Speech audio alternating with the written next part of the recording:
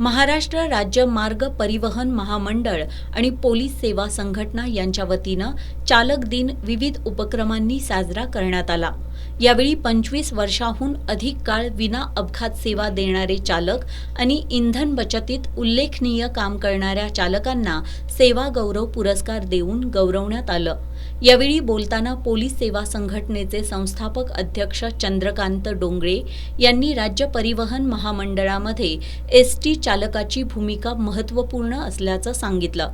चालकांनी विना अपघात सेवा दिल्यामुळे राज्यातील जनतेची एसटी प्रति विश्वासार्हता निर्माण झाली आहे। एसटी हीच सुरक्षित प्रवासासाठी एकमेव आणि सर्वोत्तम पर्याय असल्याचा विश्वास राज्यातील जनतेमध्ये निर्माण करण्याचं काम चालकांनी केलंय। त्यांचा गौरव आजच्या चालक दिनी होणं गरजेचं असल्याचं सांगितलं।